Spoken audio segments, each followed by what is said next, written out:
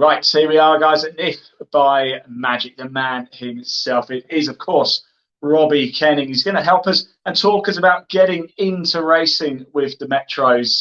Robbie, thanks for coming on, by the way. I really, really appreciate it. How are you, first of all? Thank you. Thank you for having me. It's always a pleasure. Now, Robbie, this is a very important feature for people who are looking to get into motorsport, and in particular with the Metros. Just give us a little bit of your background. Why motorsport, first of all?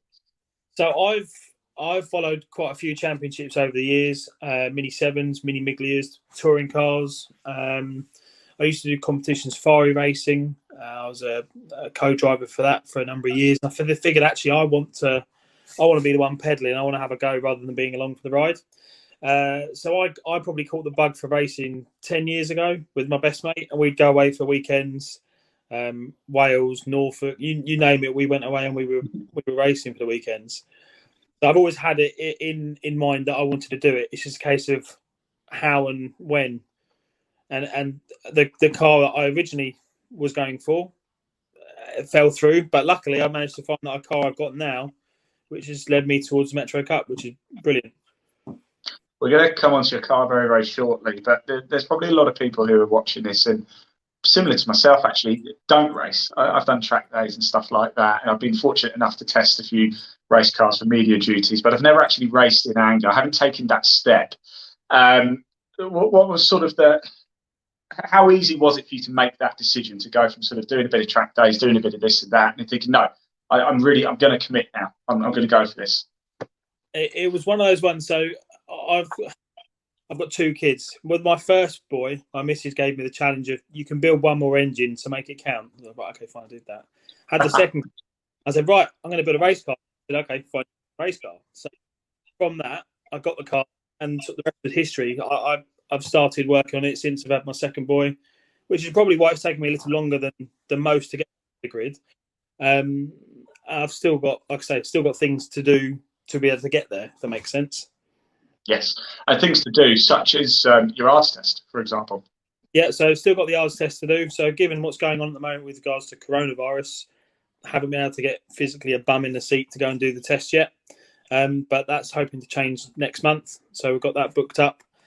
And yeah. Was that easy to do, Robbie, by the way? Was it easy to book the ARDS test? Yeah, so I bought my Go Racer pack through MSV.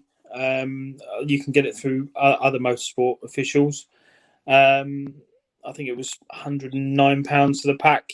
You fill it in and basically you bring it along with you to the ARDS test.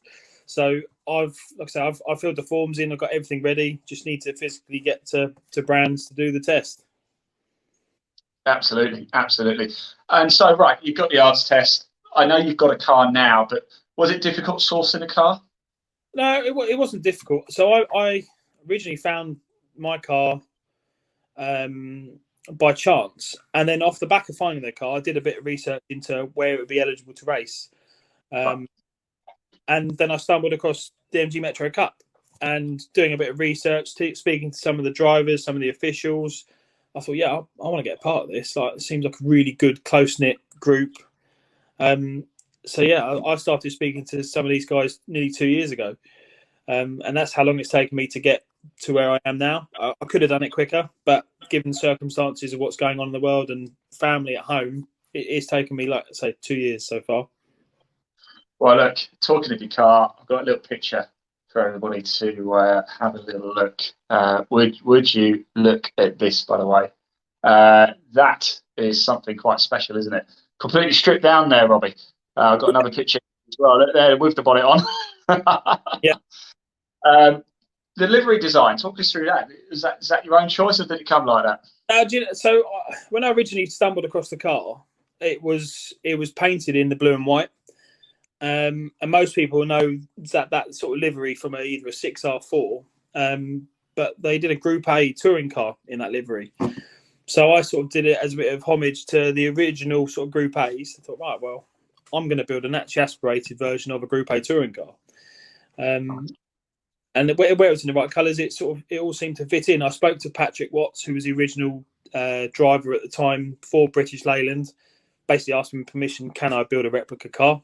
I got that. So that was the history from there. Wow. Was it? We've got a cracking video to show everybody very, very shortly. What's your sort of mechanical knowledge? Are you quite savvy on the mechanical side of things? Yeah, so I've been doing things for years. I've been playing with things for 10, 15 years. I worked at Swift Tune Engineering, I worked for them for a year, 2 years. So yeah, I know my way around an A series engine. Only thing I didn't really know was the Metro setup. To be fair, it's a bit different. Like you've got hydroelastic suspension with these, as opposed to a Mini, which uses a conventional like rubber cone system. So it's a bit different. So for those people like myself who have no technical knowledge whatsoever, is it quite a simple car to get to grips with? Yes, in a way, but at the same point, I'm still trying to get my head around the suspension. So I've managed to get all like the car geometry done and set up to how I think it should be, but I need to turn rubbers on the track to be able to find out if it's going to work the right way. Okay, great. Now look, I kind of already knew the answer to the technical question because we have a great video to show. Because not only do we get to talk about what you do and get it into racing with you, you actually document your journey as well, don't you? You kind of do a video blog as well. And I've got episode 2 to play for everybody. So if you are watching this and you're thinking of getting involved, certainly with the Metro Cup, this is a video from Robbie. Just watch this, sit back, relax, and enjoy for a few minutes.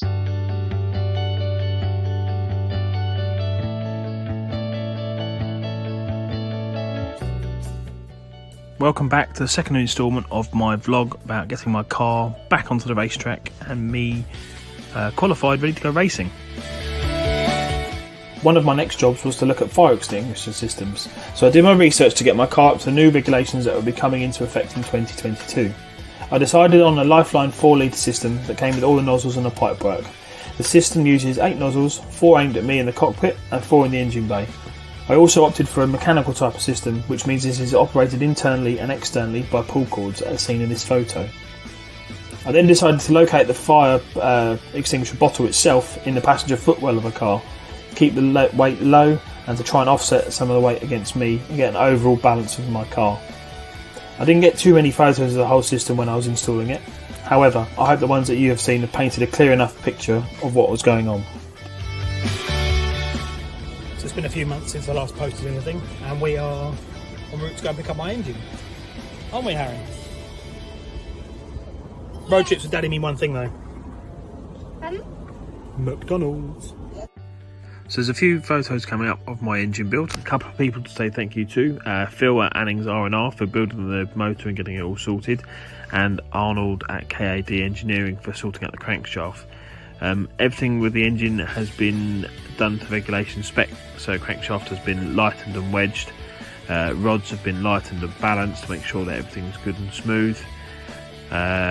It's got an X-winning championship head on it, so looking forward to putting that to good use. And all that's left to do is to get out and use it. I can't work out if I'm excited or terrified in this photo, but either way, it's happening.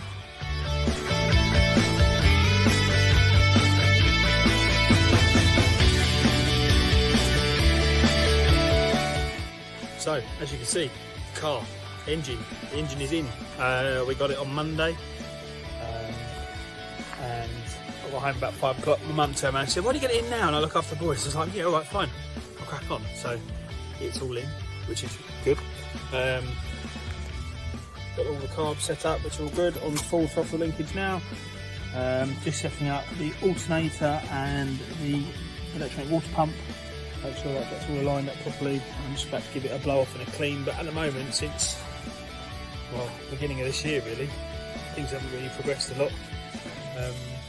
So give you a little bit of a rundown on the interior of the car. So we've got Can-Am's ECU we're going to be running. I'm also running a Southwest Track Support custom fuel tank, which has been baffled. So thank you very much, Tom, for the sponsorship with the tank. The fuel tank cover is made, got a lid to go over the top of it. I just need to bloody hoover it, to be perfectly honest, at the moment. As an A-Series, we're allowed to run the linkage in the car. I'll be honest, I've not seen anyone do it in the Metro scene. It's been done lots with Mini Miglias and Mini 7s, so I've got an Owens fabrication tower, and I've made an alley, half-inch alley rod, which has got a left-handed thread and right-handed thread, so I can wind it one way to adjust the gear stick if I need to. But at the moment, it's all car's all mounted, ready to go. Just need the engine to work.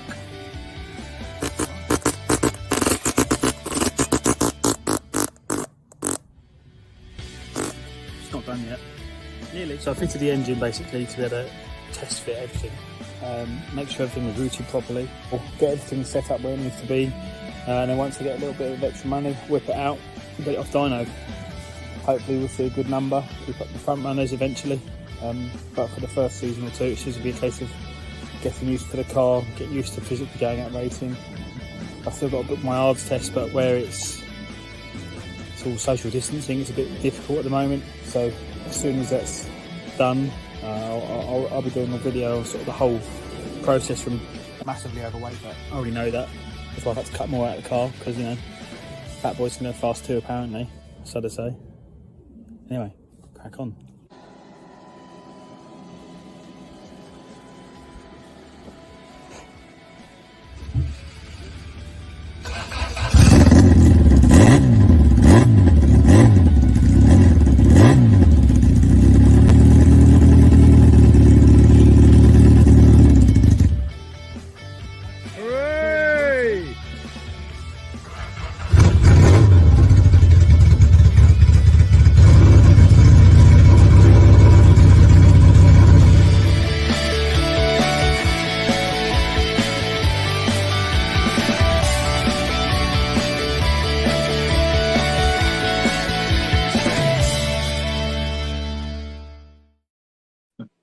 Robbie, brilliant stuff. I've got to say, mate, you must have raised a smile there. I must say as well, other fast food restaurants are available as well. Robbie, just tell me, the moment that you fired the car up for the first time, how good did that feel? It was nerve-wracking, but it was awesome. It's always his first time starting an engine. You've got this. Oh, is everything right? But no, it was good. Better a bit on that car because it was on that video because it didn't have the exhaust system on it. I literally just started it to make sure everything did what it needed to do. Yeah, I mean, we must stress as well, you've got a very, very good mechanical knowledge. If anybody who's like myself, you know, I know where the engine is and I know where the wheels are, and that's about it. There's so many people who can help out, isn't there? Certainly in the Metro Cup paddock. You probably yourself as well. You're probably a good person to contact, actually. Get help where I can.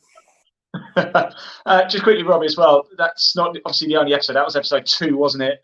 You've got more coming and obviously done some more. Where's the best place to watch those if anybody wants to see episode 1 and watch future content from you? I mean, generally speaking, I'll tend to upload them straight to the MG Metro Cup page, so they'll post them there, and I'll put them onto my YouTube, which I'll be honest, I can't remember, but I'll give you the link. Probably YouTube. It's probably that. What we'll do, we'll post it below in the comments as well. So we'll find out. And there is the website right across the bottom as well. If you do want to find out a little bit more, www.metrocup.co.uk. If you're watching this on the page that isn't the Metro Cup on Facebook, do go over to the Hickford Construction MG Metro Cup page. Give it a like, and we will be posting Robbie's blogs going forward right here on the Metro Cup page as well. Robbie, look, thanks so much for giving your detailed insight, your knowledge. That's not it just yet, though. Why should anybody watching this right now? I mean, we've seen so many good reasons why people should get involved in the Metro Cup. But why do you think people should get involved in the Metro Cup? I mean, it's a good, affordable route to start. You can pick up a car for £3,000 or £4,000 built. You don't have to go down the route of building one. I made that mistake. I would have probably bought a built car if I could do it again. But even then, they're such a close-knit team. Even from an outside perspective, trying to get information from people, everyone's willing to help you, give you a call. So yeah, can recommend them enough. It really is a bit of a family affair, isn't it? The Metros. That's going to be the theme, no doubt, as we progress through the show here today. And again, do get in contact with us at any time. Comment below. We can see the comments. If we get a chance, we'll read them out throughout the day as we go out. And the website is, of course, running across the bottom as well. Robbie, are you actually going to get out this year then? That is the plan, right? We're going to see you racing this year? Yeah, so the plan is I've got Rolling Road next month, ARDS test next month, I probably won't make it to Brands. So we're going to be looking at Alton or Donington for the first event for the car for me. Fantastic. Look, I'm going to be at every single event this year. The only thing I request, well, two things actually. You'll get used to me asking for lots of things. Two things I want from you. First of all, when I'm walking around with a camera, please don't be put off if I shove the microphone under your face. And second of all, can I have a McDonald's? Not a problem. Right, thank you so much. That is Robbie Kennenig with the insight into getting into racing with the MG Metro Cup.